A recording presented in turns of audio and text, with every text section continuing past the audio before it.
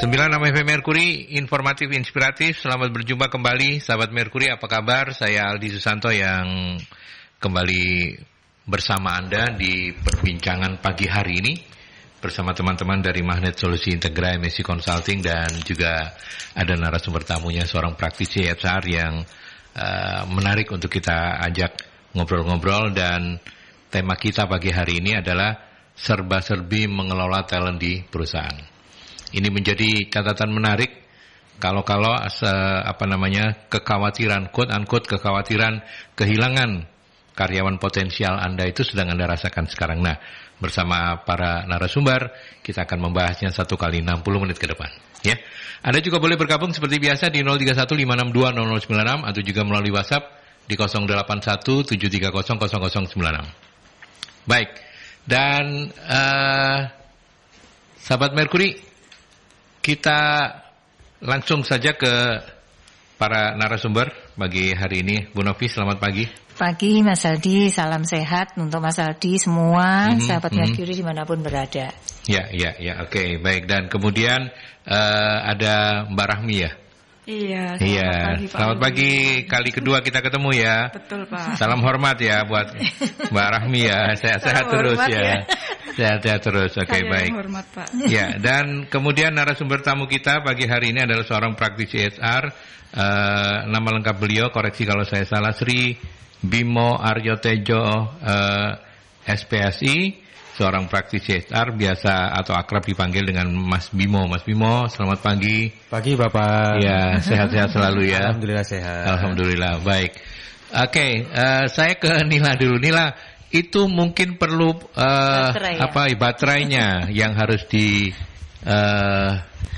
charge. Dicas begitu ya. Oke, baik. Dan hari ini kita ngobrol tentang ketakutan kehilangan talent-talent terbaik, Bu Novi, ya. Tapi ini menjadi sebuah keniscayaan ya. Iya, jadi apalagi saat sekarang ya Mas, kemarin pun sebenarnya isu talent war ya, istilahnya itu talent war, jadi perang ngedapetin talent kayak gitu kan. Itu kan sudah sebenarnya beberapa puluh tahun yang lalu juga sudah jadi isu yang hangat gitu. Nah, terutama akhir-akhir ini Mas Aldi, di mana situasi bisnis ini makin ketat, makin tough, terus kemudian kebutuhan orang-orang yang bisa dikatakan talent, orang-orang yang potensial, yang punya bakat gede. Nah itu pasti diperebutkan seperti itu, dan karena diperebutkan maka kalau kita ada di dalam sebuah perusahaan maka kita harus pinter-pinter, istilahnya itu merumat mereka gitu ya, gitu ya, supaya kemudian merumat dan meruat. Iya, supaya mereka nggak mudah berpaling ke kompetitor, mereka masih betah di ke perusahaan kita, dan karena betah tentunya karena mereka orang potensial diharapkan mereka berkontribusi seperti itu, sehingga karena kalau misalnya turnovernya itu cukup besar maka juga bagi perusahaan istilahnya sangat terganggu stabilitasnya gitu ya, karena orang-orang yang potensial yang seharusnya kita harapkan mereka sudah tahu values yang ada di perusahaan, tahu apa yang harus mereka kerjakan seperti itu, jadi pergi gitu kan. Nah sehingga kemudian harus develop orang baru belum tentu orang barunya ini juga bisa sesuai dengan yang kita butuhkan. Kebutuhan, kayak betul. Gitu. Karena jumlah talent ini sebenarnya kalau di dalam sebuah organisasi kita bisa katakan jumlahnya itu tidak sampai 10% gitu. Jadi orang-orang yang akan bisa menjadi penggerak bagi kemajuan organisasi itu jumlahnya tidak banyak. Tidak banyak gitu. Ya, dan itu makanya mesti diramut tadi. Diramut itu ya. Betul. Bahasa Jawanya diramut. Dirawat lah ya. Dan itu jadi hari ini kita akan berbincang tentang talent management ya. Betul gitu. Jadi tentang nanti implementasinya mungkin beberapa saat yang lalu sudah sempat kita bahas-bahas itu juga ya. Tapi ini mungkin kita akan lebih detail ke dalam sebenarnya prosesnya seperti apa kayak gitu. Oke, baik. Saya ke Mas Bimo kalau begitu. Mungkin bisa di awal diskusi ini Mas Bimo kita overview dulu talent management itu seperti apa ya? Jadi baik, terima kasih. Jadi talent management itu kan sebenarnya mencari para talent, para kandidat yang dimana nanti ke depannya talent tersebut itu bisa mengoptimalisasi dari pertumbuhan dan perkembangan dari perusahaan tersebut. Nah, dari talent management itu mungkin terbentuk sebuah yang dinamakan dengan talent pool. Jadi ada suatu wadah yang dimana itu para talent itu membentuk atau kita bentuk untuk menjadi orang-orang yang expert atau kompeten di bidang tersebut. Gitu. Jadi maka dari itu yang dimana dari setelah diwadahi atau dibentuk tadi suatu tempat atau komunitasnya, itu nanti kita berikan semacam pelatihan, perkembangan, terus kemudian diberikan intinya kepada pelatihan, pengembangan, serta bisa dikatakan ya bahasanya seperti tunjangan-tunjangan lah, itu untuk mensupport dari para talent-talent untuk bisa lebih berkembang lagi, seperti itu. Dalam prakteknya kebanyakan talent management ini bisa secara internal dikelola sendiri ya, Mas Bima? Bisa ya. Secara internal bisa dikelola sendiri oleh sebuah organisasi atau perusahaan, tapi dengan catatan pengelola atau yang bisa dikatakan expert tersebut itu juga sudah memiliki, bisa dikatakan memiliki sertifikat atau memiliki kompetensi yang dimana membentuk suatu SDM itu kan butuh proses. Jadi prosesnya yang cukup panjang, prosesnya cukup lama, dan orang yang bisa dikatakan dirambut tadi ya, apalagi dirambut tadi itu juga dia mau gitu loh, dan bersedia mau untuk mengikuti alur yang kita jalankan saat ini. Ya. Dan sebenarnya cluenya juga kalau nggak mau repot, ya bisa saja diserahkan ke MSI gitu ya. Betul, diserahkan ke baru menit ke-12 sudah. Iya, sudah mulai ya. Luar biasa, makin hari makin moncer. Ya, jadi bisa kayak begitu ya. Betul. Ya, oke. Baik, kita ke penelpon. Pagi-pagi sudah ada yang menelpon. Selamat pagi, Merkuri. Selamat pagi. Assalamualaikum warahmatullahi wabarakatuh. Waalaikumsalam. Bapak mau sharing apa ini? Iya, Pak. Sumarwito, Pak ya. Oke. Ya, ini kalau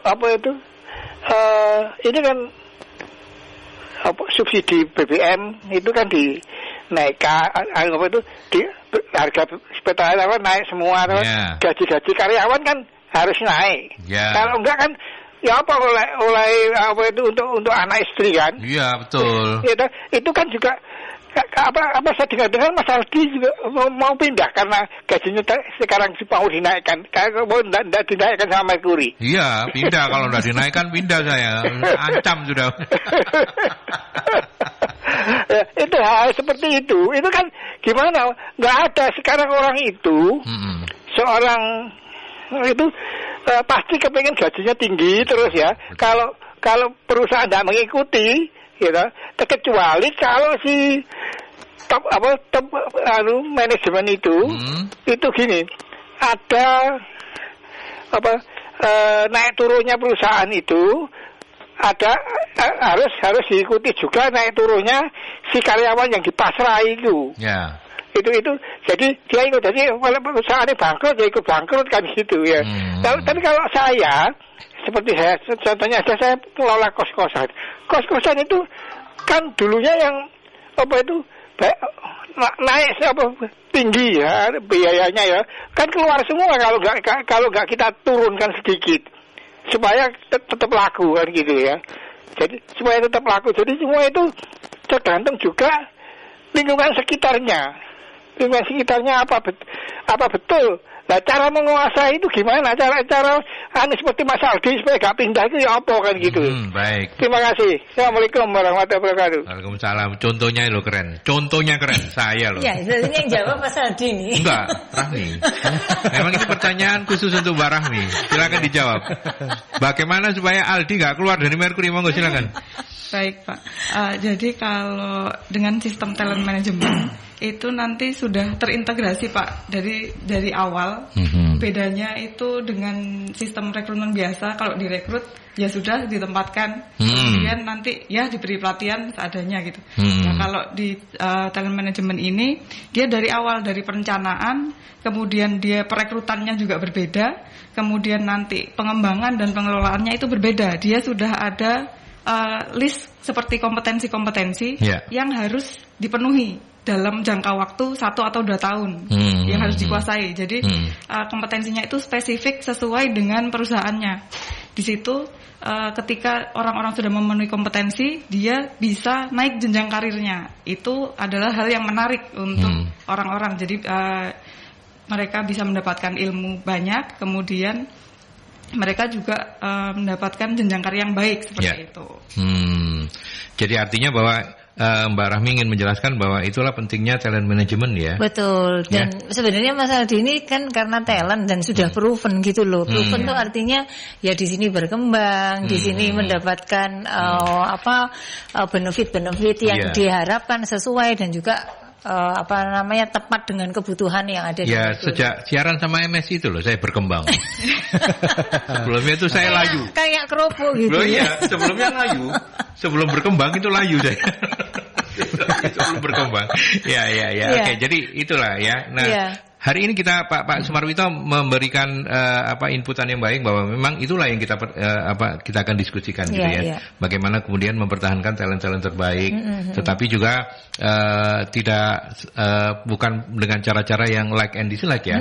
Tentu saja semuanya fairness gitu ya. Betul. Ya, oke, baik.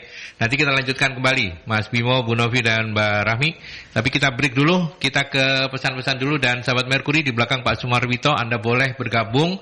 Silakan di 0315620096 atau juga melalui WhatsApp ya 0817300096. Baik, kita lanjutkan kembali perbincangan bersama para narasumber masih membahas tentang talent management dan silakan untuk Anda yang mau sharing-sharing monggo saya akan lanjutkan nanti. Bu Novi juga mau izin ya. Yes. Setengah 9 sampai kurang kira-kira 15 menit. Ada kegiatan yang lain langsung orderan banyak. Amin. Deket Mas Aldi nih apa orderannya banyak ya. Pokoknya kalau MSI makmur, Merkuri ikut makmur. Iya. Merkuri makmur kita juga. Amin. Iya gitu ya, saling memakmurkan. Oke, baik. Dan tadi kita sudah dibuka penjelasannya juga tentang pentingnya talent management oleh Mbak Rahmi begitu ya. Saya ke Mas Bimo sekarang. Atau saya ke Bu Novi sebelum nanti harus meninggalkan ini. Nah, saya percaya masih belum banyak perusahaan yang menerapkan talent management. Sebenarnya tantangannya apa? Apakah memang mesti punya tim yang lengkap atau apa? Sebenarnya tantangan terbesarnya itu komitmen, Mas. Gitu. Komitmen dari yang top dari ya. ownernya ya, dari top pimpinannya, gitu, top manajemen. Itu yang tantangan paling besarnya karena kan sebenarnya ini proses yang tidak pendek, maksudnya proses yang tidak instan gitu, Mas.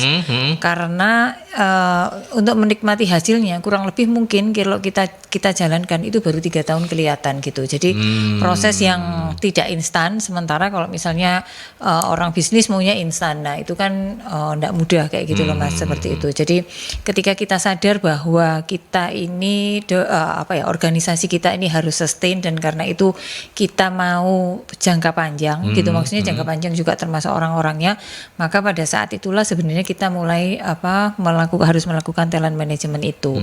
Karena ini prosesnya di awal dengan kita mau identifikasi sebenarnya 3-5 tahun akan datang itu kebutuhan perusahaan kita itu orang-orang dengan kompetensi seperti apa. Nah, itulah yang harusnya sejak awal kita mulai rencanakan ketika mau merekrut, spesifikasinya harus seperti apa kayak gitu kan, Mas. Nah, mulai dari attract itu menarik mereka supaya kemudian mereka join di perusahaan gitu kan. Nah, setelah mereka join, tadi yang sudah dijelaskan oleh Rahmi juga bahwa bagaimana kita mengembangkan mereka kayak gitu. Nah, ketika mengembangkan mereka, mau ngerekrut tadi, itu harus ada yang dinamakan standar kompetensi kayak gitu. Karena kalau enggak, ya kita nanti dapatnya orang yang sembarang, enggak sesuai dengan kebutuhan kita yang akan datang. Jadi itu harus kayak dipakai kamusnya gitu, dipakai pedomannya. Nah, kamus kompetensi ini untuk mulai orang merekrut, kemudian mengembangkan mereka, harus sampai di level apa, kompetensi tertentunya, kompetensi yang diharapkan harus sampai di level apa, harus pakai itu. Kalau menilai mereka ya harus pakai standar itu juga. Artinya kalau kan kita ketika melakukan proses pengembangan itu kita juga identifikasikan sebenarnya yang masih kurang dari mereka apa yang harus dikembangkan sesuai dengan tadi itu kebutuhan yang akan datang kayak gitu. Nah, kita itu harus ada kamusnya kayak gitulah Mas, pedomannya karena kalau enggak nanti itu tadi jadinya di slide itu. Kemana-mana juga gitu ya, dan kemana-mana juga nggak fokus gitu ya. Betul, kemana-mana juga. Terus talent management itu kan sebenarnya kita ini untuk sustainable organization, jadi harus ada kinerja yang mau dicapai. Nah, itu juga harus ada nanti apa yang harus dicapai atau KPI target kerja yang harus dicapai oleh masing-masing orang atau pemegang jabatan yang ada gitu. Karena kalau enggak ya itu tadi, karena orang bekerja tadi itu sudah kompetensinya dipenuhi, dia pasti kita harapkan dia bisa mencapai tanggung jawab atau target yang diharapkan seperti itu. Nah, kalau ini sudah dapat terus kemudian nah itu tadi prosesnya bagaimana kita mempertahankan mereka, mengelola mereka.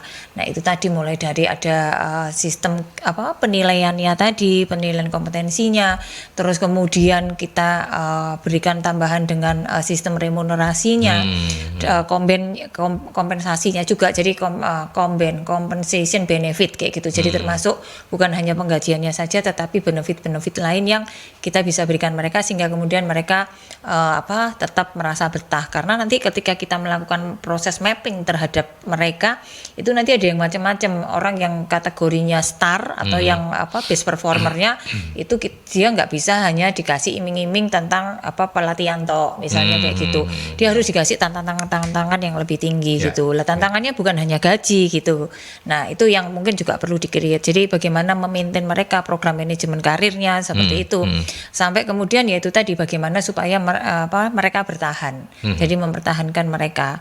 Nah, itu prosesnya itu yang sebenarnya itu tadi butuh komitmen, butuh kelengkapan sistemnya. Karena ini harus terintegrasi. Kalau nggak terintegrasi sepotong-sepotong, nah itu juga akan menyulitkan hasilnya kayak gitu. Oke. Baik, Bu Novi silakan kalau mesti pamit bentar nanti balik lagi loh ya. Iya, jangan kemana-mana. Kalau diberi waktu istirahat nanti jalan-jalan terus nggak balik nanti. Oke, saya ke Mas Bima sekarang. Mas Bima, kalau misalnya ini kan anggap saja masih banyak di antara sahabat-sahabat Mercury ini yang awam gitu ya. Kalau kita mau memulai menerapkan talent management, seperti apa guidance sejak awal sampai kemudian sampai akhirnya seperti apa? AZ-nya seperti apa ini? Jadi dari poin A sampai Z-nya itu yang perlu dipersiapkan satu, ya kita memang memiliki skill. Ya. Skill. Jadi timnya itu tim yang akan tim tersebut. Jadi kalau memang kita sudah talent itu merasa saya memiliki kompetensi, kompetensimu yang seperti apa? Nah, kompetensi itu kan bukan hanya bukan hanya kita bekerja, bukan hanya kita pernah menyelesaikan proyek atau pekerjaan apa gitu, tapi bisa dikatakan dari kompetensi, dari pengalaman, terus kemudian terbentuknya itu juga dari attitude juga, seperti itu juga diperlukan gitu. Nah, di satu sisi juga pengembangan dari karyawan, pengembangan dari para talent ini juga salah satu yang disampaikan oleh Bu Novi tadi juga komitmen. Nah, komitmen untuk mau bisa dikatakan diramu tadi, dibina, terus kemudian komitmen dari manajemen, dari perusahaan untuk membantu mengembangkan dari para talent tersebut.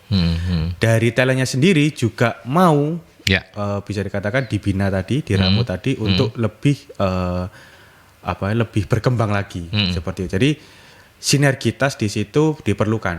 Nah, biasanya memang perusahaan itu jarang yang bisa dikatakan bisa mengelola sendiri. Bisa dikatakan itu sangat jarang. Tapi ada beberapa itu ada. Cuman di situ memerlukan sesuatu yang lama tadi ya. Lama, dan kebanyakan perusahaan-perusahaan itu mengambil waktu atau yang bagaimana itu akhirnya kita kerjasama bersinergi dengan para konsultan seperti itu, yang dimana konsultan itu juga turut membantu perusahaan untuk mendapatkan talent-talent atau membentuk talent-talent yang lebih optimal. Nah, di talentnya sendiri pun juga terbantukan untuk bisa mengembangkan skillnya, mengembangkan kompetensinya, yang dimana itu terwadai di dalam talent pool tadi, seperti itu. Ya, oke, baik. Dan yang Mas Bimo, yang tadi ditanyakan oleh Pak Sumarwito, mungkin setelah dijawab juga oleh Mbak Rahmi tadi, yang penting itu juga untuk bisa meretensi para top star gitu ya. Iya, top betul. talent itu. Nah, apa biasanya yang apa tipsnya begitu? Kalau tipsnya sebenarnya yang tadi ditanyakan oleh Bapak yang penelepon Pak Sumarwito, Pak ya. Sumarwito.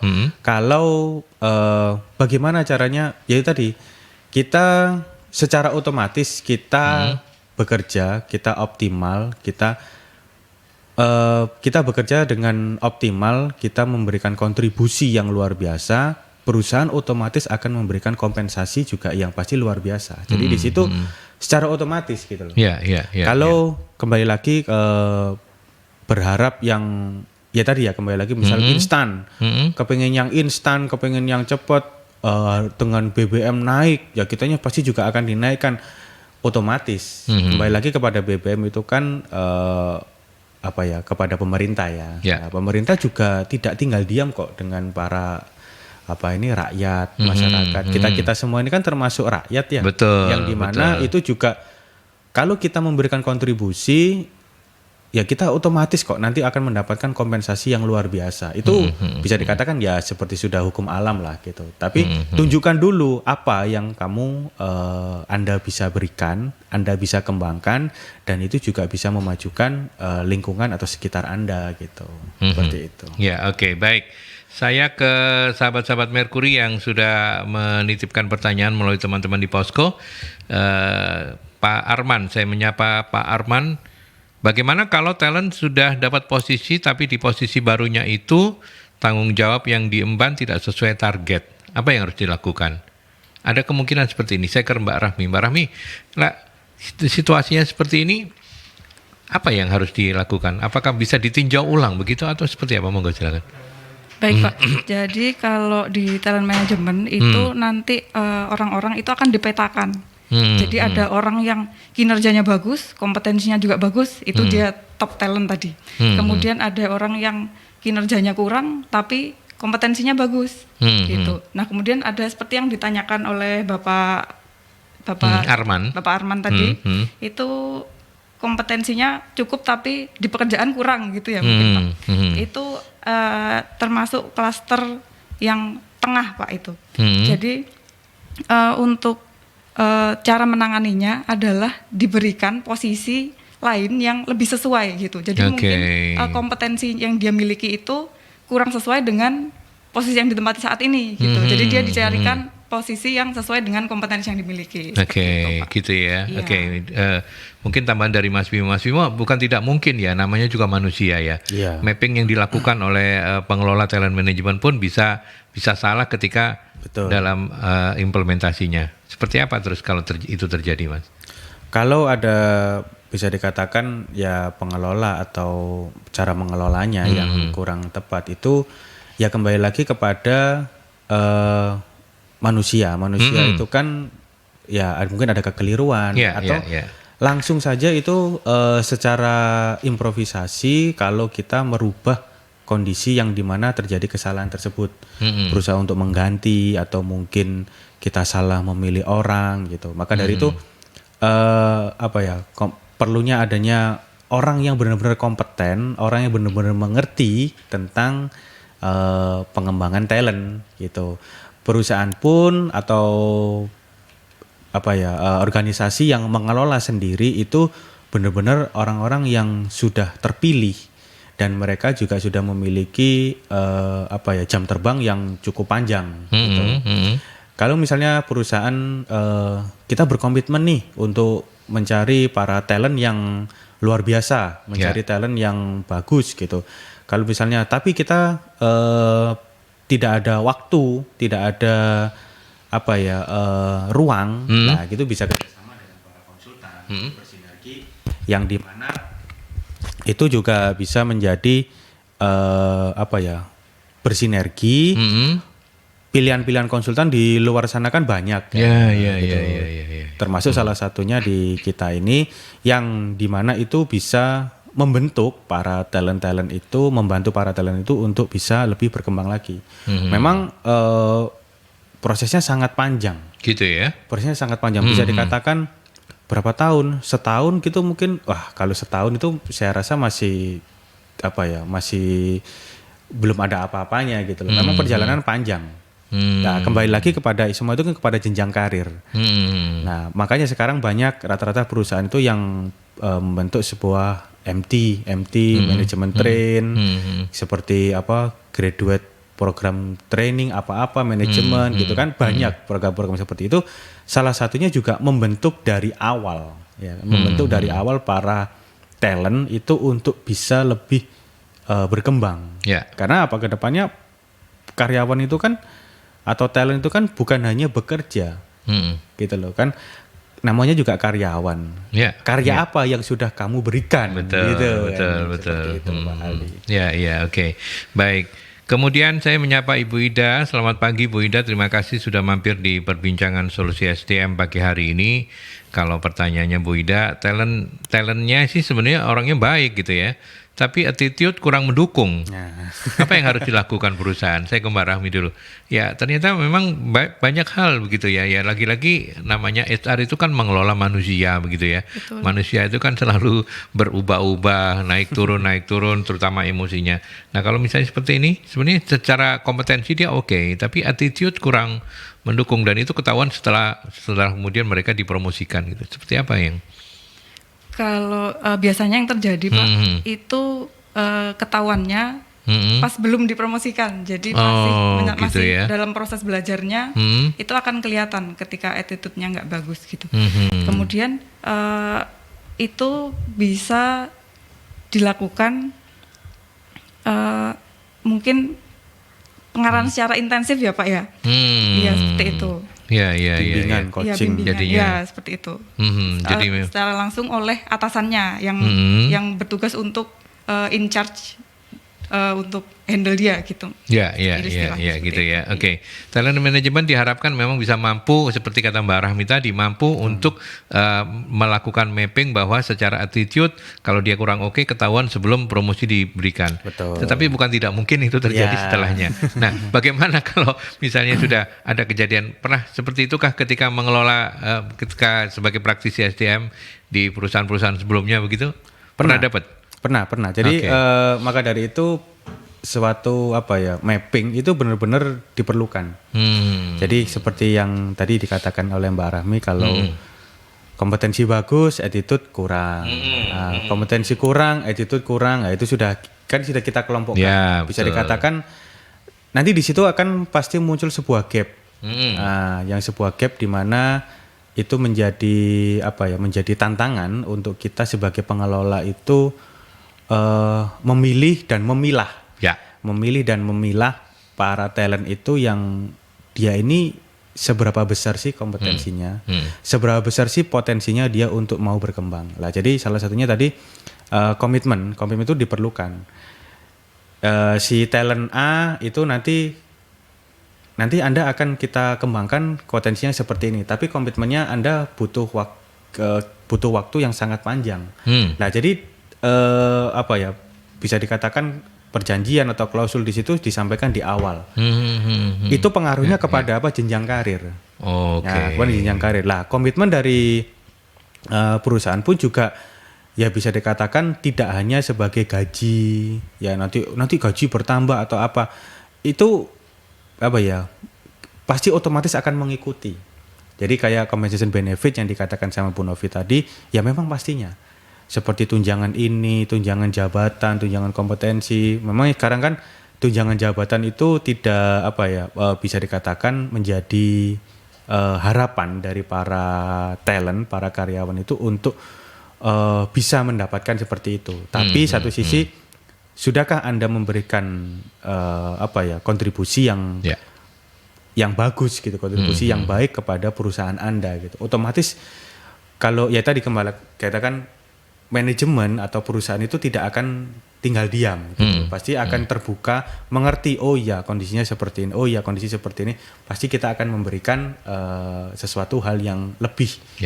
Mungkin salah satunya seperti bonus, kemudian ya tadi tunjangan, atau mungkin ya penghargaan, reward yang bisa diperoleh oleh karyawan tersebut, karena dia juga sudah mampu untuk mengembangkan kompetensinya demi memajukan perusahaan.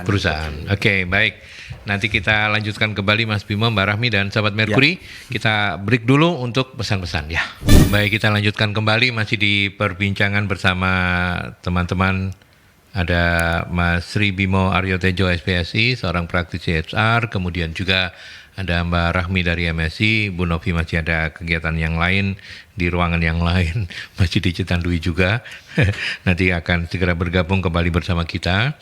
Dan kita masih membahas tentang bagaimana talent management, sebuah situasi yang sekarang ini juga tadi perbincangan off-air saya dengan Mas Bimo juga menyoroti tentang generasi Z itu yang sepertinya memang agak kalau bahasa beliau ngeri-ngeri sedap, kalau bahasa saya sih agak gampang-gampang susah begitu ya untuk diatur. Sudah hadir bersama kita bosnya MSI kembali, kita berikan penghormatan. Kita lanjut ya, lanjut. Nah, tadi kita sudah berbincang begitu ya dengan Mas Bimo dan Mbak Rahmi terkait dengan pertanyaan-pertanyaan dari narasumber. Ada yang kompetensi oke, attitude nggak bagus. Nah, sekarang kalau sebaliknya, bagaimana kemudian? Sebenarnya kalau dari sisi disiplin bagus, secara attitude, secara ini oke, tapi kompetensinya masih rendah. Meningkatkannya seperti apa? Kompetensinya masih rendah ya. Jadi orang yang seperti ini mungkin karena kompetensi rendah itu kan sebenarnya kapabilitasnya agak terbatas gitu ya Mas. Maksudnya mau dikembangkan lagi tuh kayak wadahnya itu segitulah kayak gitu ya. Oh gitu. Wadahnya itu kurang lebih gitu. Sehingga yang bisa dilakukan itu adalah kita melakukan job enrichment kayak gitu. Jadi ke dia kita berikan pengayaan pekerjaannya gitu. Lebih ke variasi pekerjaan gitu. Variasi pekerjaan itu artinya yang enggak terlalu jangan pekerjaan yang tingkat kesulitannya lebih tinggi, bukan sesuatu yang sifatnya challenging seperti itu, tetapi lebih kemudian ke kedalaman gitu, supaya dalam melakukan pekerjaannya dia lebih efektif kayak gitulah Mas.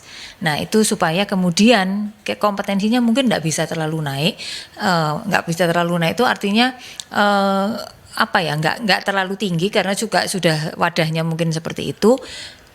Tetapi kemudian di pekerjaannya kita harapkan bisa optimal kayak gitu Mas. Atau kalau misalnya kita lihat kan karena di dalam kompetensi itu ada yang soft kompetensi, ada yang hard gitu ya. Kalau yang misalnya hard itu ya itu tadi kita masih bisa latih gitu. Yang soft kompetensi masih memungkinkan juga sih kalau misalnya kita lakukan yang seperti coaching kayak gitu kan, sehingga dengan demikian beberapa kompetensi yang tadi sifatnya soft tadi itu bisa kemudian jadi berkembang. Terus kemudian berikan feedback kayak gitu. Nah, itu proses yang harus dilakukan sehingga kemudian kita tahu bahwa sudah pada batasnya bahwa si A ini dikembangkan pada tahap tersebut kayak gitu Mas. Oke. Baik, saya menyapa Pak Renardo. Selamat pagi. Terima kasih sudah berkenan join juga di perbincangan pagi hari ini Pak Renardo. Jika ada karyawan jebolan talent management yang sangat bagus sehingga dipromosikan menjabat posisi tinggi atau manajer dengan jangka waktu yang singkat di usia yang masih muda, namun banyak yang tidak suka dengan dia karena banyak senior yang iri atau lingkungan perusahaan tidak mendukung sehingga berkuranglah kinerjanya. Apa yang harus dilakukan? Saya ke Mas Bimo dulu. Ya, baik. Kalau kepada seperti itu dengan kondisi yang usia masih muda, tergolong masih muda, peningkatan karir yang luar biasa ya, kita tetap fokus aja dengan apa yang kita kerjakan gitu loh. Perihal nanti kita tidak suka, tidak disukai orang atau bagaimana, kita kan tidak berusaha untuk orang tersebut benci kepada kita. Kita tidak membuat benci kepada orang tersebut gitu. Kita fokus tetap bekerja, memberikan kontribusi, terus kemudian perusahaan juga ya perusahaan juga ya terbuka. tetap fokus aja gitu loh. Jadi bisa dikatakan orang-orang yang tidak suka atau orang-orang yang membenci atau itu kan sebenarnya orang-orang yang iri. Ya iya betul, disampaikan di sini juga senior, iya kan, banyak senior yang iri. Gitu banyak senior yang iri. Jadi kenapa kok bisa dia dengan usia masih muda sudah menjadi manajer gitu? Nah kembali lagi kan, lah saya aja bisa, Bapak harusnya kan bisa. Kan kembali lagi seperti itu. Yang apa ya bisa dikatakan apa kurangnya dari Bapak gitu kan?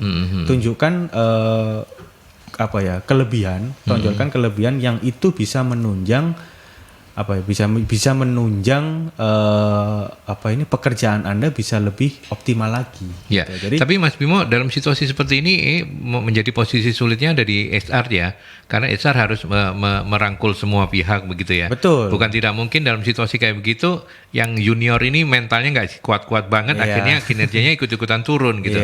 Apa yang sebagai dari sisi pengelolaan HR-nya seperti apa ya? Pengelolaan dari HR-nya sendiri ya kita apa ya kita memberikan wadah tadi itu. Jadi sebuah talent pool tadi yang dikatakan oleh Mbak Rami yang kompetensinya bagus, attitude bagus, lah wadah-wadah itu tadi yang bisa dikatakan nanti akan kita kelola. Kita bina, kita kelola, kita berikan pelatihan yang sesuai dengan kompetensi yang mereka miliki. Jadi misalnya kompetensi ABCD, yang A ini paling bagus, B ini kurang bagus, C ini cukup dan lain-lain. Lah dari situ kan apa ya bimbingannya, pendampingannya itu kan berbeda-beda tingkat kompetensinya kan seperti itu. Yang dimana itu juga bisa menjadi apa ya harusnya menjadi tolak ukur atau menjadi pedoman para talent itu untuk saya ini diperhatikan nih oleh perusahaan, jadi saya harus bisa lebih mengembangkan kompetensi itu gitu. Jadi ya jangan melulu gaji seperti ini gini berikan kontribusi, kompensasi pasti akan dapat gitu. Itu yang harus dirubah. Rahmi mau menambahkan? Baik, kalau yang iri-irian atau like dislike itu sangat umum terjadi ya Pak ya, apalagi untuk generasi yang lebih lama di perusahaan, lebih senior itu pasti merasa wah saya ini sudah lama berkontribusi di sini, saya sudah lama kerja di sini, kenapa malah yang anak baru 1-2 tahun manajemen trainee terus gitu dapat promosi gitu. Itu dikembalikan lagi aja ke orangnya. Jadi orang-orang yang di top talent ini kan sudah terpilih, dia kompetensi memang bagus dan kinerjanya dia secara attitude juga memang benar-benar bagus gitu. Dikembalikan lagi ke orang-orang senior ini, kalau Bapak dikasih case seperti ini, dikasih permasalahan seperti ini, cara menyelesaikannya bagaimana? Apakah Bapak bisa menghandle ini dan ini gitu. Jadi nanti orangnya pasti juga akan menyadari gitu. Wah ternyata saya mungkin nggak sekompeten itu untuk memegang jabatan ini, seperti itu Pak. Oke. Bu Novi kalau mau menambahkan. Iya. Ini kan tadi itu kita bicara talent management itu bukan bicara individu-individu gitu kan Mas, tetapi betul. Sebuah sistem yang terintegrasi. Nah itu tadi kalau sistemnya itu tidak ditetapkan gitu, tidak dikomunikasikan dan orang-orang yang di dalam organisasi itu tidak paham, potensi seperti itu sangat besar terjadi gitu. Jadi ketika kemudian sudah sistem ini ditetapkan, orang tahu yang dikatakan talent yang seperti apa, orang harus achieve orang harus memenuhi kompetensinya di taraf sesuai dengan kebutuhan kompetensi jabatannya. Nah, pasti hal-hal yang tadi terjadi seperti yang dialami pertanyaan terakhir ini Pak Rinaldo itu bisa jadi lebih mungkin kecil terjadinya kayak gitu. Karena kembali lagi semuanya sudah terdefine dengan baik, terus kemudian orang juga sudah tahu bahwa ini loh yang harus dicapai kayak gitu kan Mas. Sehingga itu tadi orang akan tahu bahwa oh iya gitu fair gitu loh, semuanya transparan, terus kemudian juga selain transparan ya orang juga jadi paham gitu. Oh ya, saya harus mencapai ini loh kalau mau saya di posisi itu kayak gitu kan. Iya. Dan tersistematisnya talent management itu juga bisa membuat talent-talent yang attitude-nya kurang baik jadi ikut-ikutan terdidik langsung ya. Itu pertanyaan dari Mbak Nurul. Jadi sebenarnya yang penting sistemnya bagus dulu lah Gitu. Mungkin kalau saya ini kalau BUMN kan memang sudah dari sononya itu sudah diatur gitu kan, dari sononya kamusnya udah ditetapkan, terus sudah di-define juga level kompetensi untuk masing-masing. Nah kalau di perusahaan Bapak Ibu yaitu tadi bikinlah yang dalam bentuk yang lebih sederhana gitu. Yang dikatakan talent itu kalau memenuhi apa, tapi memang untuk mendefine itu kita perlu waktu yang cukup panjang, makanya cukup waktu yang untuk kita bisa merumuskannya gitu, sehingga itu bisa menjadi acuan bersama gitu loh Mas Aldi. Sehingga kalau kita kayak misalnya ini, kalau kita mau mengembangkan si talent itu bukan sekedar bahwa oh ya ada pelatihan apa terus diikutkan kayak gitu. Tetapi kita tahu bahwa untuk kebutuhan yang akan datang kita butuh nih orang seperti ini. Nah kalau sekarang kompetensinya baru segini, maka dia harus meningkat di aspek apa kompetensi yang mana, di level berapanya kayak gitu. Oke. Ini lebih terpadu gitu Mas Aldi. Ya baik. Kita sudah sampai di bagian akhir, nggak kerasa ya. Jadi saya dengan pertanyaan yang sama untuk 3 narasumber. Saya mulai dari Rahmi. Evaluasi sekarang. Bagaimana kemudian mengevaluasi sistem talent ini yang sebaiknya dilakukan? Baik, untuk evaluasinya sendiri biasanya talent ini untuk bisa dipromosikan, dia harus membuat suatu program. Program misalkan perubahan sistem atau apa gitu, yang sejenis. Nah, kemudian itu nanti dipresentasikan kepada manajer-manajer yang sudah ada, itu apakah bisa diterapkan, kemudian penerapannya seperti apa, itu dijelaskan secara detail di situ. Jadi dari program itu dinilai. Selain menilai dari kompetensi dan potensinya, kemudian kinerjanya yang tadi, itu juga menjadi bahan penilaian seperti itu. Gitu ya, itu sistem evaluasi. Kemudian saya ke Mas Bimo mau menambahkan, dan pertanyaan tambahan saya juga, seberapa lama setelah diberikan tanggung jawab itu evaluasi dilakukan, per apa semester atau apa? Ya, bisa dikatakan kalau dalam jangka waktu kan tadi cukup panjang, tapi bisa dikatakan talent bisa terbentuk, talent bisa berjalan dengan bagus. Itu bisa dikatakan mungkin berjalan 4 semester gitu. Jadi dari semester kan per 6 bulan ya. Jadi 2 tahun berarti ya. 2 tahun itu yang optimal. Idealnya memang seperti itu. Nah, tapi kembali lagi mungkin ada program-program yang lebih sederhana, program-program yang ya bisa dikatakan secara instan tapi tidak instan banget gitu. Jadi membentuk suatu talent itu yang dirasa sampai sini cukup untuk kebutuhan perusahaan. Nah, tapi kita juga memiliki pastinya database dan lain-lain, kalau si talent A ini sebenarnya bagus gitu. Jadi bisa berpotensi untuk kedepannya nanti ada program-program yang lain bisa mengembangkan dari perusahaan-perusahaan seperti itu. Ya, biasanya evaluasi dilakukan setelah kalau tadi ikut bahasanya Mas Bimo, instan itu berapa lama? Mungkin bisa dilakukan evaluasi gitu. Kalau bukan evaluasi bisa per semester. Per semester ya? Ya, per semester, per 6 bulan. 6 bulanan itu ya. 6 bulanan atau dibikin per kuartal, per triwulan gitu, yang dimana itu juga menjadi penilaian untuk pengembangan kompetensi serta pengembangan dari penilaian dari attitude. Attitude kan bisa dari keseharian ya. Keseharian kita bekerja, keseharian kita beraktivitas, bertemu dengan teman, memperlakukan dari lingkungan pekerjaan itu seperti apa, seperti itu kan, yang itu juga menjadi penilaian juga gitu. Bahkan secara dasar manusia lah melihat kesalahan sedikit sudah menjadi dibesar-besarkan gitu. Tapi kita fokus kepada pengembangan gitu. Nah, kesalahan yang sedikit itu justru malah langsung kita bentuk, kita bisa dikatakan kita rubah, yang itu supaya tidak meluas gitu kan, tidak meluas, yang itu bisa menjadi bibit-bibit untuk bibit penyakit lah, bisa menghambat pengembangan dari talent tadi. Oke, baik, saya ke Bu Novi yang terakhir untuk evaluasi, ada yang mau ditambahkan? Bagaimana kemudian evaluasi sistem talent management ini dilakukan? Ya, Jadi kan kalau di awal tadi saya juga sampaikan bahwa tadi sistemnya harus di-develop gitu kan Mas, toolsnya, terus orang-orangnya, kan itu perlu menyiapkan mentor juga kan, menyiapkan coach juga gitu.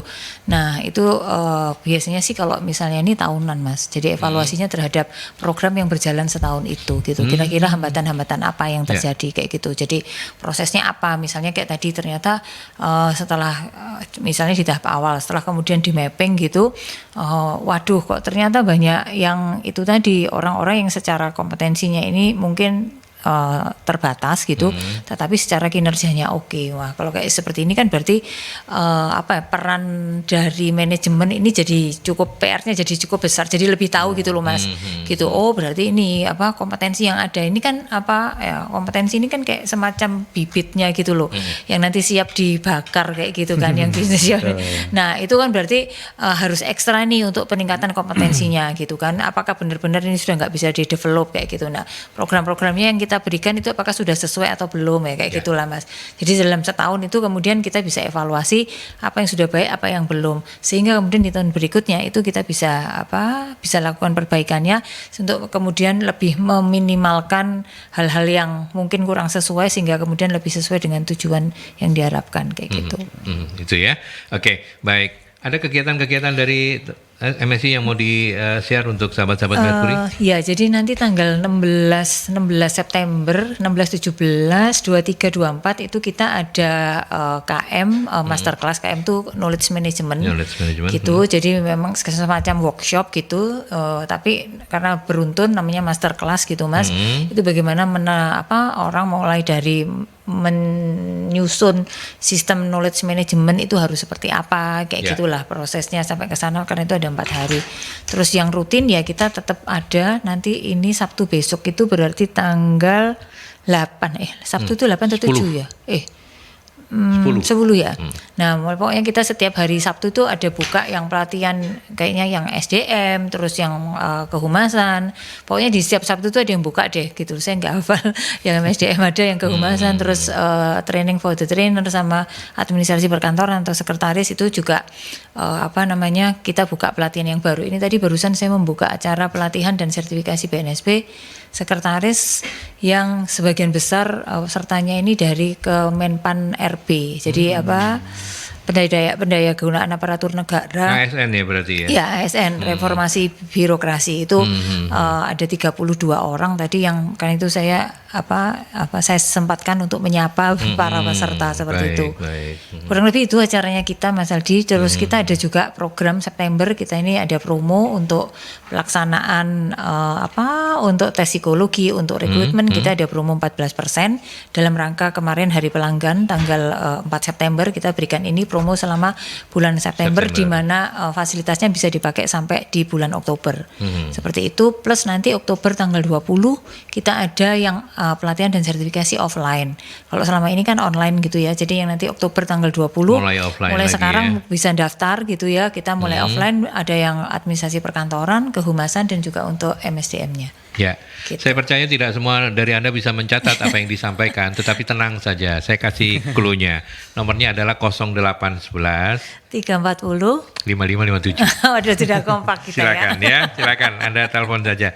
Mbak Rami, terima kasih banyak ya, sehat-sehat loh. Terima kasih juga. Yang kerasan di MSI ya. Amin. Kita ketemu lagi minggu depan. Mas Sri Bimo Aryo Tejo. Terima kasih banyak Mas Bimo. Sama-sama Pak Aldi. Sehat terus ya. Amin. Tambah maju konsultannya ya. Oke, baik. Dan yang terakhir Bu Novi sehat-sehat terus ya. Sehat-sehat Mas Aldi. Kita ketemu minggu depan ya. Oke, baik. Sahabat Mercury, terima kasih banyak sudah bersama kami berempat untuk dialog solusi SDM kali ini. Kita ketemu dalam dialog solusi SDM selanjutnya. Sampai jumpa.